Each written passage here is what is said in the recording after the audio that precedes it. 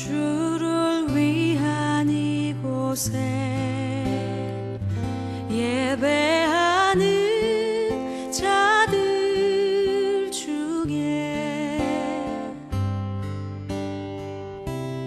그가 찾는 이 없어 주님 슬퍼하시네.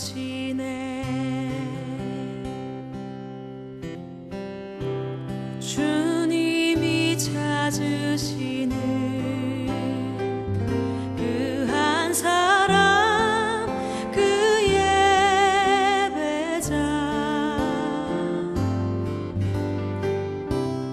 내가 그 사람 되길 간절히 주께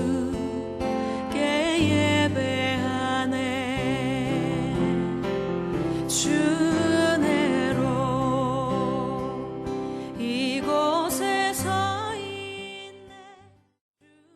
이제 5일 있으면은 성탄절입니다. 성탄절이 25일 날이 예수님이 태어나신 정확한 날짜는 아니지만 우리가 그날을 정해놓고 기념하고 축하하고 또 주님이 다시 오실 그 재림을 우리가 기다리는 그런 시기로 잡고 정말 경건한 마음으로 주님이 오실 적에 어디로 오셨나요? 오실 적에 말구유. 아니 하나님의 아들 왕 중에 왕이 오시는데 어떻게 여관방이 하나 없어가지고 마구간에서 애를 낳을 수가 있습니까? 이건 말도 안 되잖아요. 근데 왜 그렇게 오셨어요? 결국은 너희 지저분하고 더럽고 추악한 마음속에도 나는 갈 자신이 있다. 이걸 우리에게 보여주시는 것입니다. 우리 전태ling 집사님이 기도하실 적에 정말 예수님은 낮고 낮은 데 오셨는데 우리는 자꾸 높아지려고 하는 이런 마음이 이번 성탄절을 통해서 우리가 다시 한번 되새길 수 있는, 그래서 다시 오실 그 주님을 우리가 바라보며 정말 그 천국 소망을 우리가 기다릴 수 있는 그런 성탄절이 되었으면 좋겠습니다. 아멘이십니까? 오늘도 영상을 하나 보겠습니다. 영상 보실 때 다 아세요. 아주 훌륭하게 된 사람인데 다 아시는데 한번 우리 보겠습니다. 저의 재산이 얼마인지 아세요? 24억 달러. 우리 돈으로 2조 5천억 정도 된다고 합니다.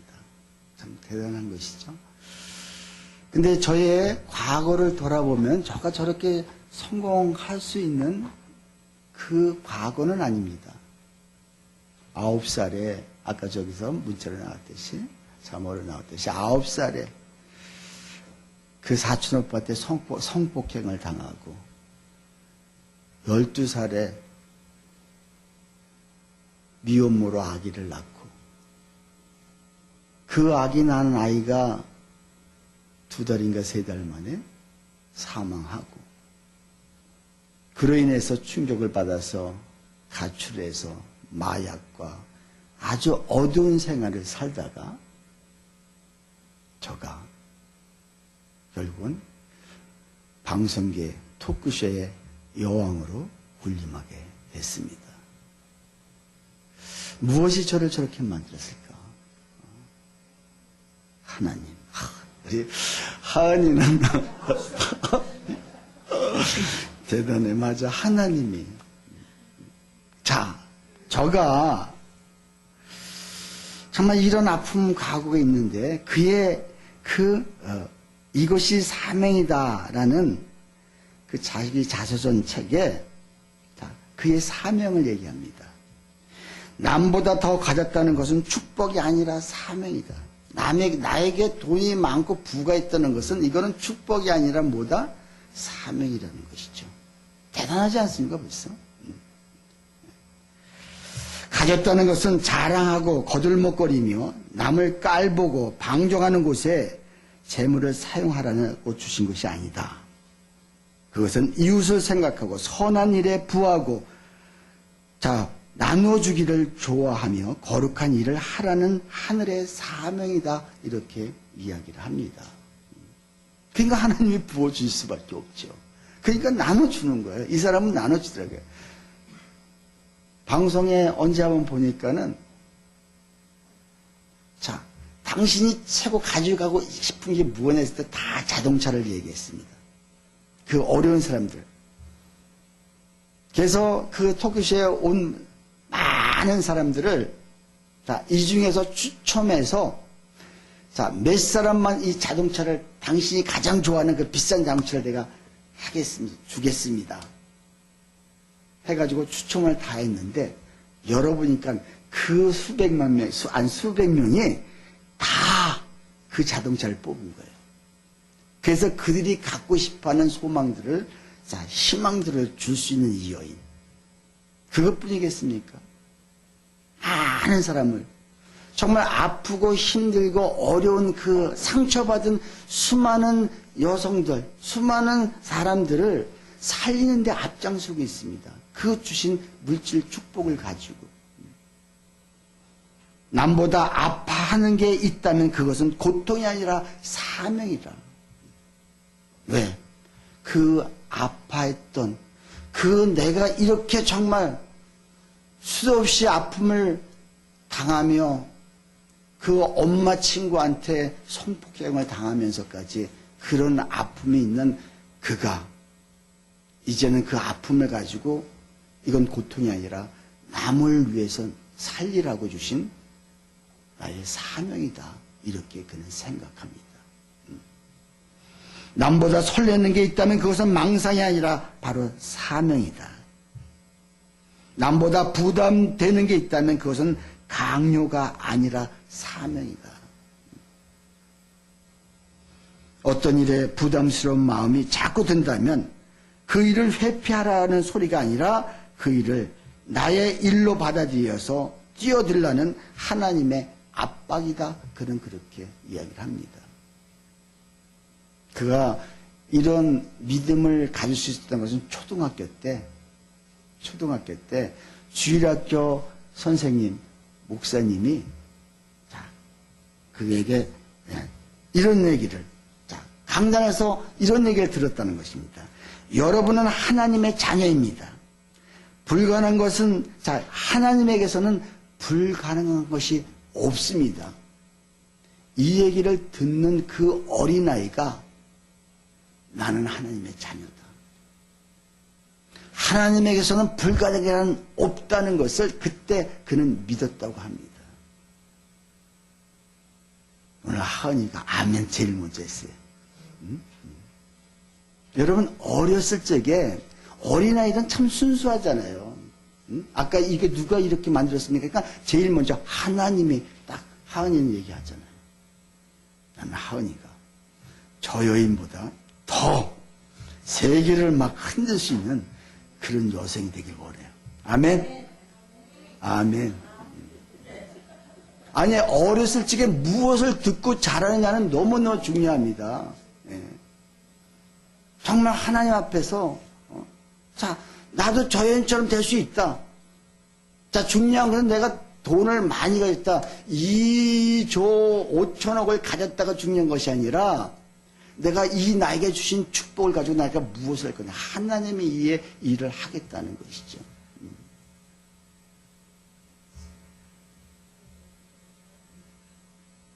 우리 회개에게 지금 쟤는 말씀 너무너무 잘 받고 있단 말이에요. 여러분 정말 애플 창업자 누구죠? 스티브 잡스가 그 사람이 그 재산은 얼마냐면요 9조 우리나라 돈으로 9조 몇천억 정도 됐다고 그래요. 대단한 사람이죠. 근데 이 사람이 죽을 때 이 세상을 떠날 때 그의 글을 남긴 것들이 있습니다. 나는 성공의 정점에 올랐다. 다른 사람들 눈에 내 인생은 성공의 전형으로 비춰질 것이다. 하지만 부는 내가 익숙해진 삶의 일부였을 뿐이다. 지금 이 순간 병실에서 누워 내 모든 생을 돌아볼 때 내가 그토록 자부했던 그 모든 명성과 부라는 것이 곧 닥칠 죽음 앞에 흐릿해지고 의미 없음을 깨닫는다. 평생 벌어놓은 부를 가져갈 수 없다. 가져갈 수 있는 것은 사랑으로 말미암은 기억뿐들이다. 세상에서 가장 비싼 침대가 어떤 것이냐고 물어본다면 병상이다.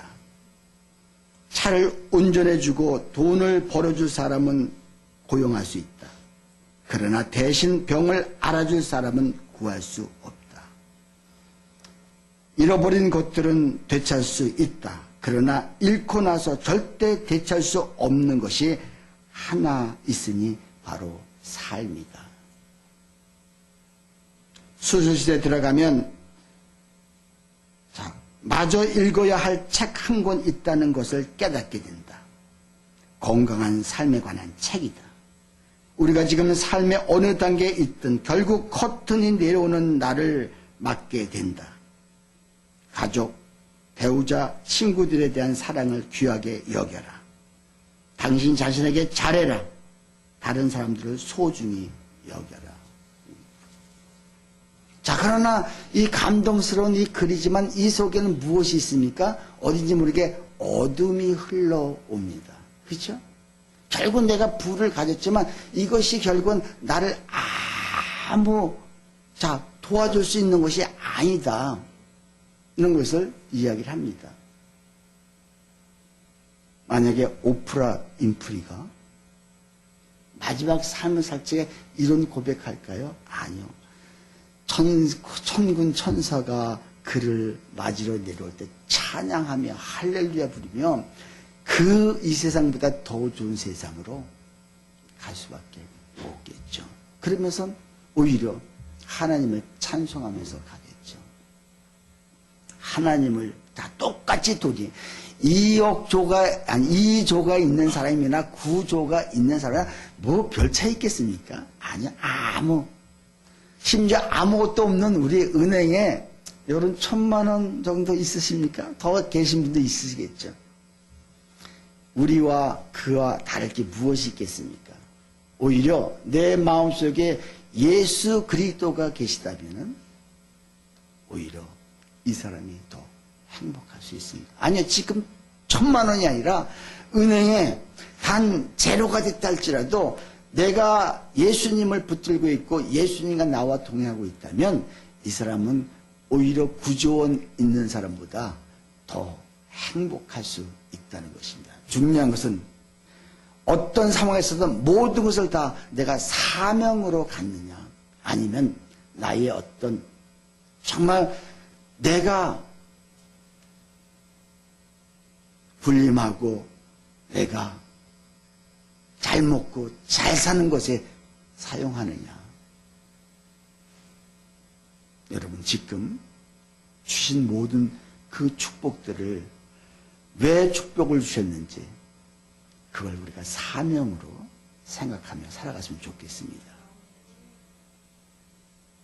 자, 오늘 본문 예수님이 제자들을 이제 부르셨습니다. 그리고 그들에게 사명을 주고 이제 내보내십니다. 자, 우리가 그동안에 여기까지 왔지만 지금 예수님의 공생애가 거진 마지막 부분으로 지금 치닫고 있습니다. 그래서 예수님이 하셨던 모든 것들을 이제는 그 제자들에게 하게끔 하시기 위한 그들을 내보내서 결국은 뭘 하라고? 하나님의 일을 하라고. 내가 했던 모든 일을 하라고. 자, 우리 1절 같이 한번 읽습니다. 다 같이 시작. 예수께서 12 제자를 불러 모사 모든 귀신을 제어하며 병을 고치는 능력과 권위를 주시고 2절 같이 읽습니다. 하나님 나라를 전파하며 앓는 자를 고치게 하려 내보내시며. 자, 지금 이 12 제자들, 지금 우리가 그동안에 누가복음을 쭉 앞에서 봐왔습니다. 자, 앞에서 지금 제자들에게 하나님이, 예수님이 계속 병을 고치시고 가서 설교를 하시고 사람을, 죽었던 사람을 살리신 모든 것들을 지금 사실은 제자 훈련이었던 거예요, 이게요.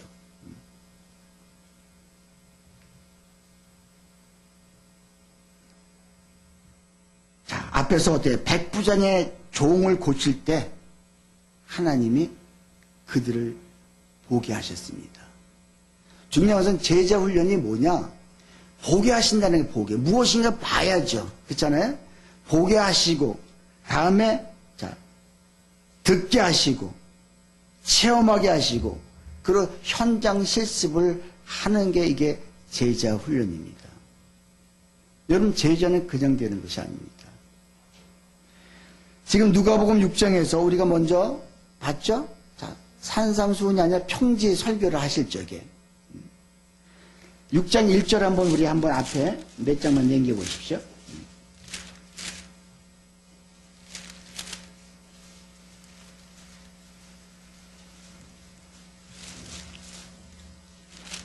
(6장) 자, 20절 한번 보겠습니다. 20절. 자, 우리 20절 한번 그 앞에 6장 20절 한번 같이 봅니다. 다 같이 시작. 예수께서 눈을 들어 제자들을 보시고 이르시되 너희 가난한 자는 복이 있나니 하나님의 나라가 너희 것입니다. 자, 지금 많은 사람 앞에 설교를 하십니다. 근데 그 앞에 제일 먼저 뭐라고 말씀하세요? 예수께서 눈을 들어 제자들을 보시고 이르시되. 그들에게 먼저 듣게 하시는 거예요. 많은 청중이 있고, 자, 이 지금 산상수훈에 하셨던 말씀을 여기서도 하시는데, 가난한 자는 복이 있다. 줄인 자는 복이 있다. 자, 이런 말씀 하시는데, 눈을 들어 누굴 먼저 보시면 말씀하신다고요? 제자들.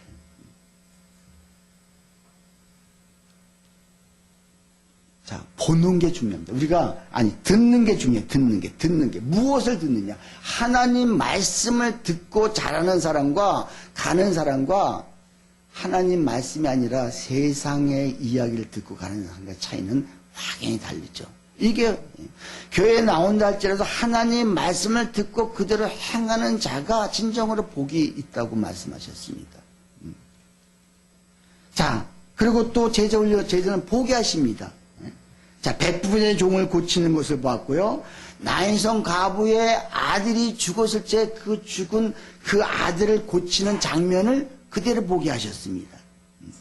그리고 옥합을 깨뜨린 향유를 본 여인에게 죄를 사하셨다 선포하시는 것을 그 제자들이 보았습니다. 그리고 자, 또 비유를 가지실 때 씨 뿌리는 비유를 통해서 천국이 어느 것이라 자, 말씀하실 때, 또 거라사인 군대 귀신 들린 사람을 내쫓는 그 과정을 우리가 다 지금 앞에서 쭉 봐왔잖아요. 이 모든 것들이, 그리고 지난주에 뭐 했습니까? 혈류병 여인, 그리고 또 회당장의 아들, 회당장의 죽은 딸을 고치는 이 과정을 그대로 하나님이 사실은 이게 누구한테? 제자들한테 보이는 것이에요. 결국은 무엇을?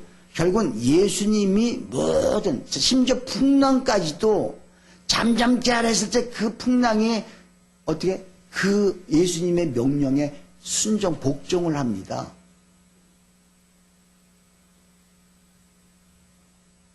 자, 이런 체험을 하게 하시고, 보게 하시고, 듣게 하신 다음에, 그리고 불러 모으셨습니다. 그리고 너희가 이제 나가라 내보내시는데, 그냥 내보내시지 않고 어떻게 내보내셨어요? 먼저 모든 귀신을 제어하며 병을 고치는 능력과 권위를 주셨어요. 왜? 왜 이들에게 필요한 게, 자, 귀신을 제어할 수 있는, 이게 사명자거든요. 여러분, 우리가 전도가 뭡니까? 전도가 그냥 교회 데려온 거로 끝나는 것이 아니라 그 삶 속에 악한 세력들이 점령하고 있잖아요. 그래서 나를 계속해서 엉뚱한 곳으로 끌고 가잖아요. 그러니까 우리가 전도자들은 그 속에 있는 그 어둠의 색들을 바라볼 수 있는 눈이 열려야 되고요. 그것을 제어할 수 있는, 뭘로 제어하는 거예요? 기도로. 그래서 여러분, 전도할 적에 기도를 충분히 하지 않으면 결국엔 다 허사됩니다. 그 마음속에, 지금 그 마음속에, 자, 우리는 누가 주인이에요? 하나님이 주인이잖아요. 예수님이 주인이잖아요. 근데 우리가 예수를 안 믿는 사람은 누가 주인이에요? 사탄, 어둠의 세력들이 주인인 거예요. 아주 이걸 확연합니다. 다른 건 없습니다. 우리 몸이 성전으로 주님이 창조하셨거든요. 하나님이 거하시는 성전, 성령이 거하시는 성전.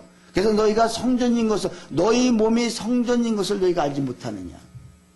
내가 거룩하니 너희도 거룩하다 말씀하십니다. 자, 그러니까는 결국은 우리가 전도해 왔다. 그러면은 그 사람의 어둠의 색들을 제어시켜 버리고 거기에 누가 왕이신 예수님이 주인이 되어지게끔 이것까지 되어지는 거야. 다시 말해서 예수님을 만나게 해주는 거가 이게 진정한 전도예요. 자, 그러니까는 예수님이 지금 이 능력을 주신 거예요.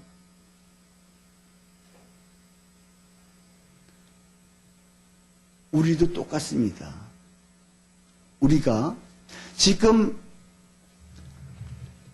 자, 여기서 지금 2절에 보니까 내보내시며, 자, 내보내셨다.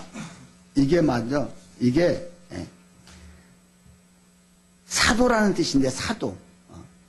헬라어로 아포스톨로스라는 이 헬라어입니다. 사도, 하나님이 그들을 먼저 선택하셨다는 거예요. 그리고 그들을 선택하셨고 그들에게 자, 능력을 보여주시고 다음에 능력을 행할 수 있도록 그들에게 무기를 주시는 거예요.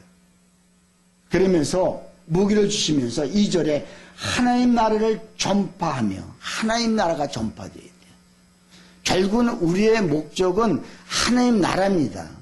그러면 하나님 나라가 지금 우리가 죽어서 가는 하나님 나라 맞습니다. 그러나 이 땅에서 회개하라, 천국이 하나님 나라가 가까웠느니라.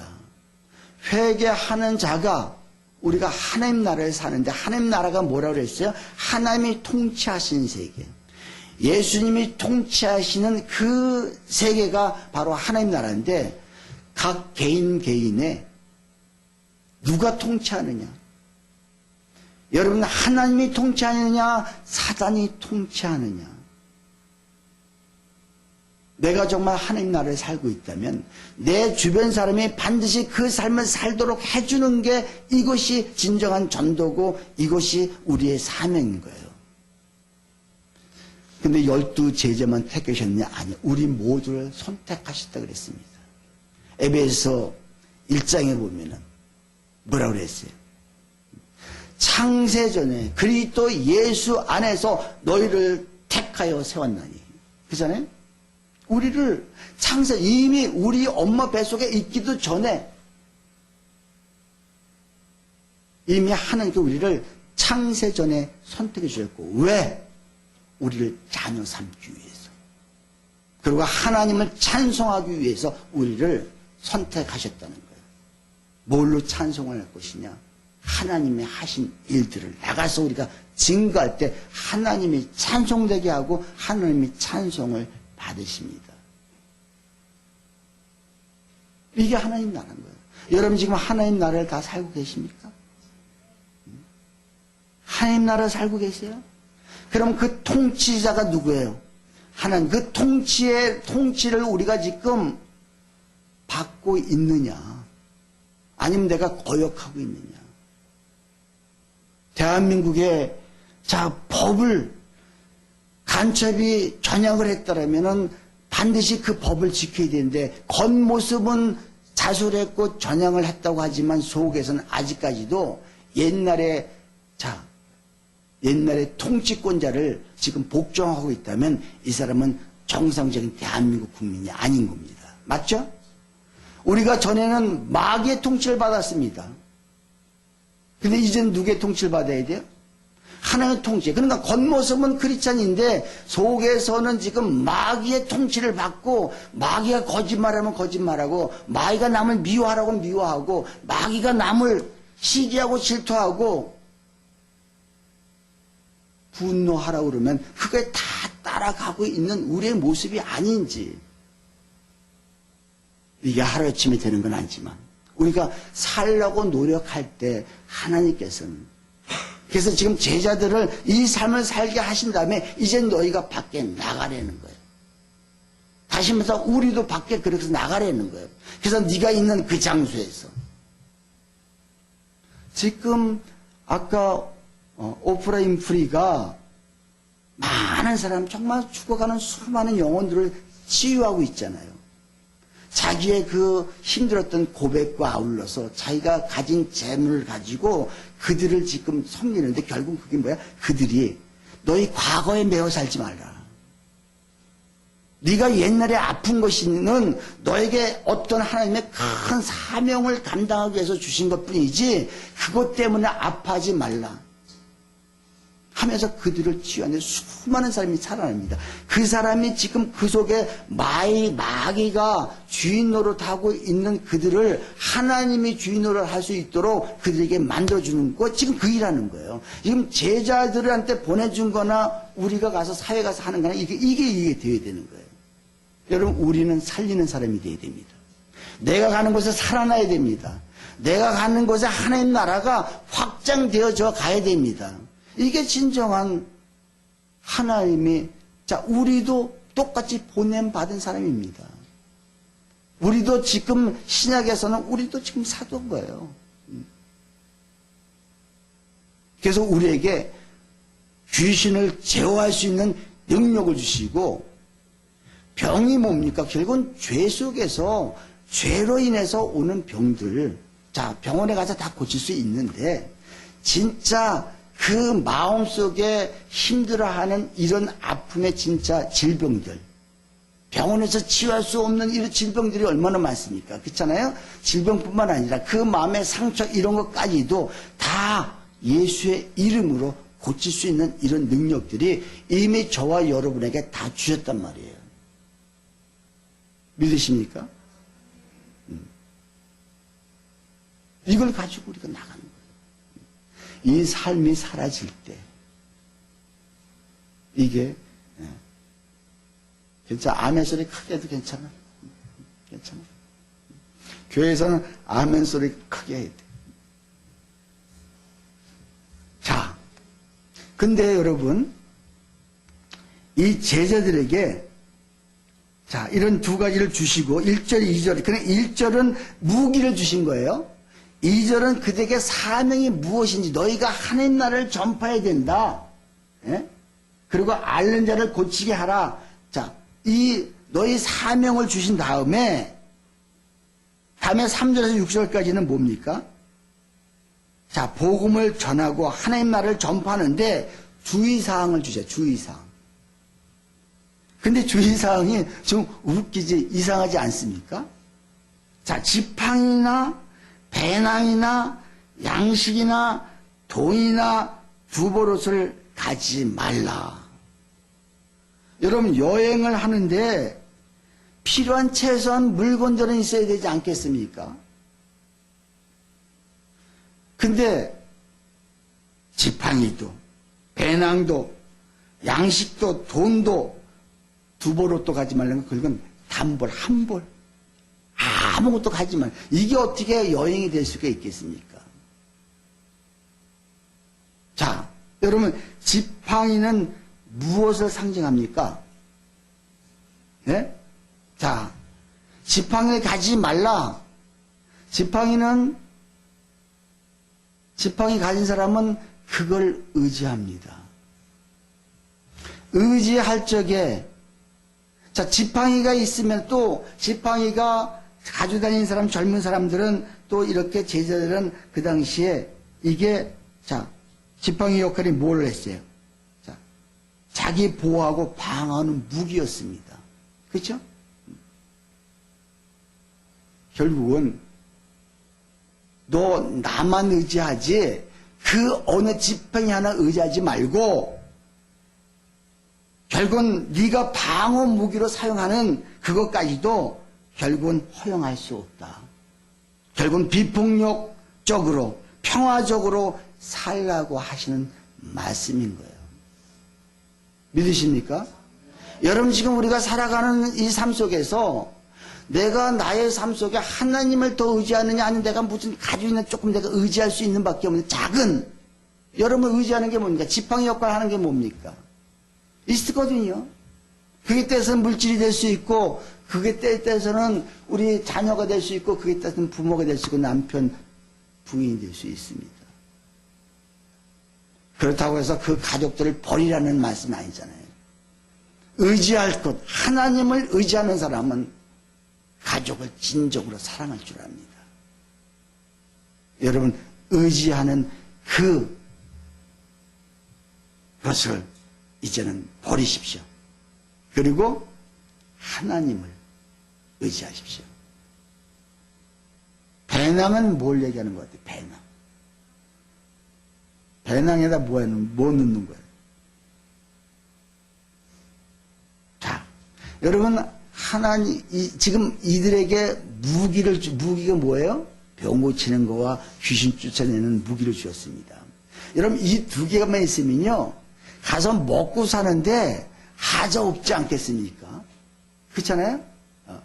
그러면 많은 병을 고치고 귀신을 쫓아냈을 적에 우리 집에 와서 거하십시오. 이것도 주고 저것도 주는데 그거 다 내 배낭 속에 챙길 수 있잖아요.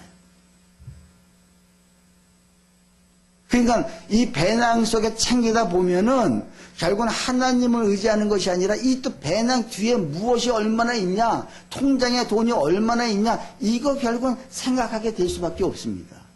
사명자들은, 그렇잖아요. 주님의 일을 감당하는 자들은 우리 모두가 다 사명자인데 이런 별도의 주머니를 찾지 말라는 거예요.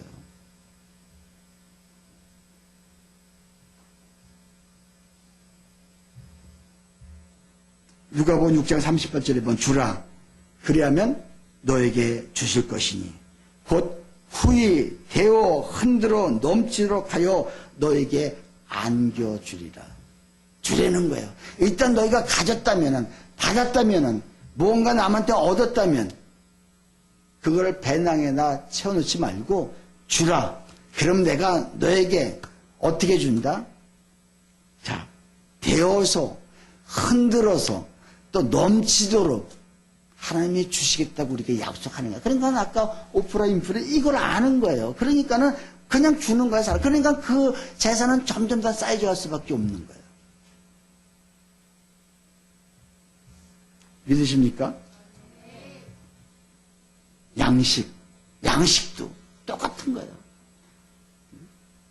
하나님이 그날 먹을 것을, 그날 주실 것을 믿고 살라는 그 말씀. 이스라엘 백성들이 40년 동안 광야를 사는데 하나님이 만나를 40년 동안 떨어뜨리지 않으시고 먹게 하셨습니다. 굶지 않았습니다. 옷도 어떻게 했는지 모르지만 40년 동안 저는 그게 궁금한 거예요. 그런데 하나님이 어떻게 하셨는지 모르겠지만 40년 동안 한 벌 가지고 어떻게 살할 수 있겠습니까?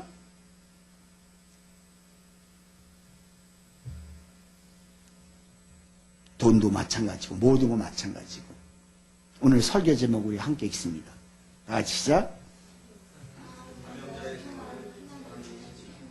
다시 한번 사명자의 생활은 하나님이 책임지신다. 믿으십니까? 여러분 정말 사명자십니까? 자, 여기서 지금 제자들에게 이렇게 너희가 지팡이도 먹을 양식도 무엇이 배낭도 뭐든 하지만 결국 내가 너를 책임져 준다면, 여러분 근데 내가 내 삶을 책임진다면요, 이건 비참해집니다. 여러분, 하나님이 우리의 삶을 책임져 주실 때 그때 풍요로움이 있고요, 넉넉함이 있고요, 무엇보다 제일 중요한 것은 환경적으로 실질 삶 속에서는 그렇지 않다 해도 우리 마음이 넓어집니다. 마음이 너그러워집니다. 그래서 모든 사람을 품을 수가 있습니다. 우리 주변에 여러분, 내 마음에 앉는 사람이 있어요, 없어요? 있습니다.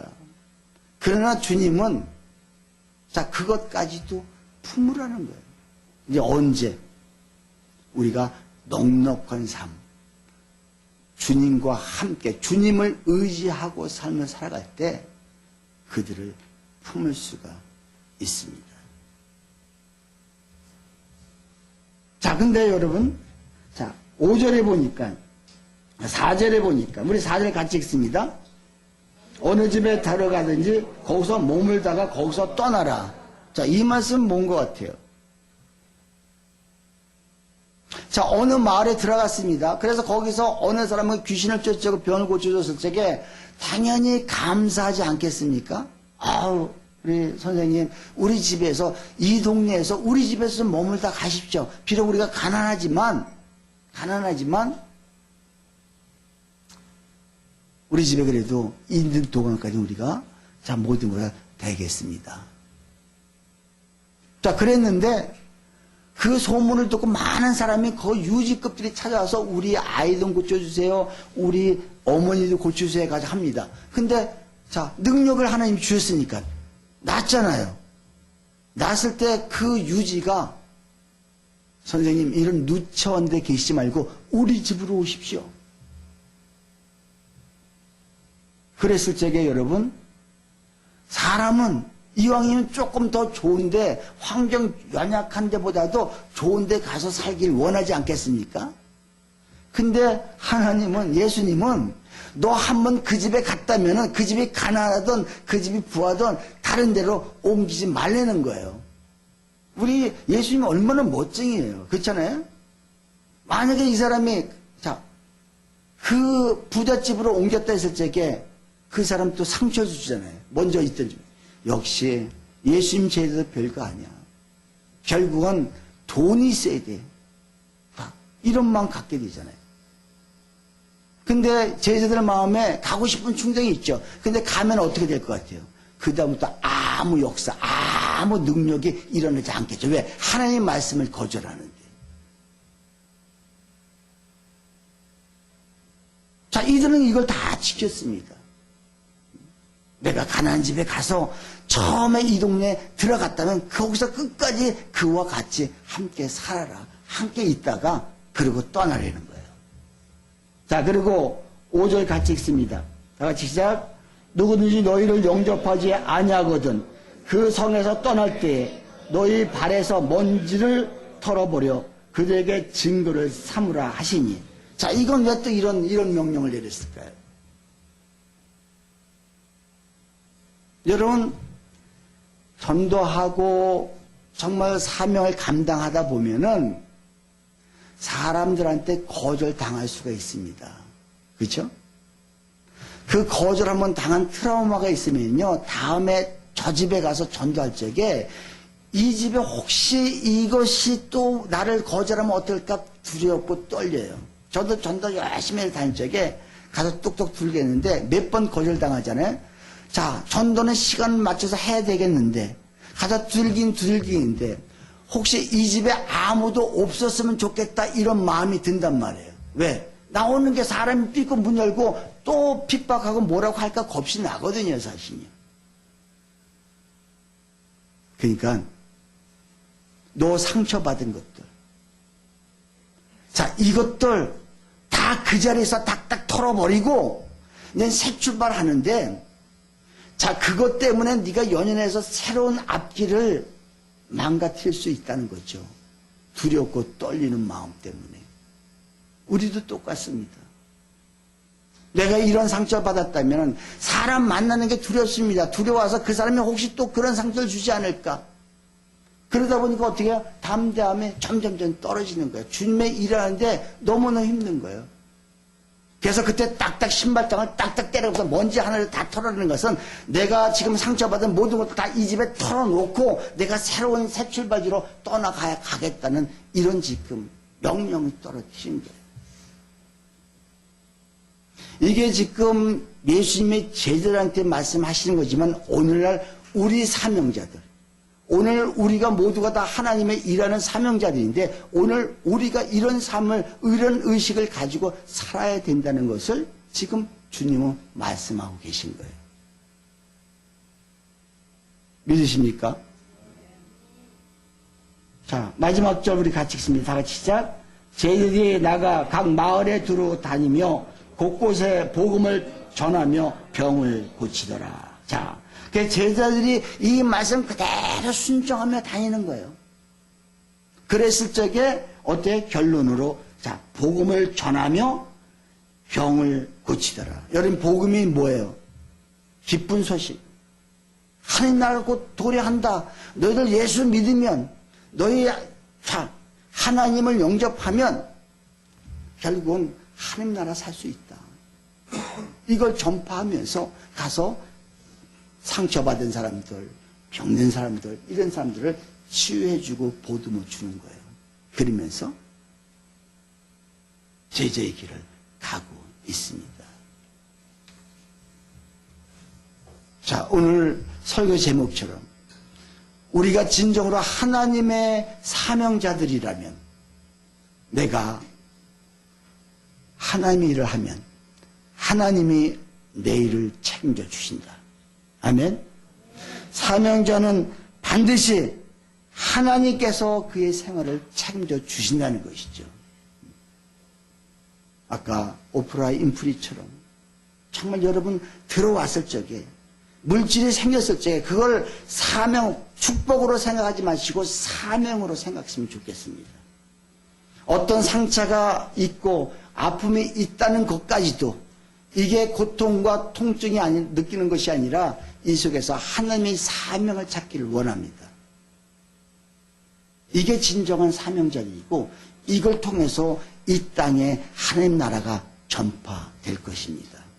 내가 하나님을 진정으로 만났다면, 내가 예수님을 정말 만났다면, 내가 회복되고 내가 치유받고 내가 먼저 그 하나님 나라를 살 때 내 이웃이 반드시 하나님 나라를 살아줘야지. 우리는 자꾸 지적하고 너는 이게 잘못됐다, 넌 이게 안 됐다 지적하는 것이 아니라 우리가 무조건 품을 수 있는, 그래서 그들에게 하나님 나라를 살 수 있는, 예수님을 만날 수 있게 해주는 이것이 오늘 우리가 진정한 사명이다. 그런 저와 여러분이 되시기를 주님의 축원합니다.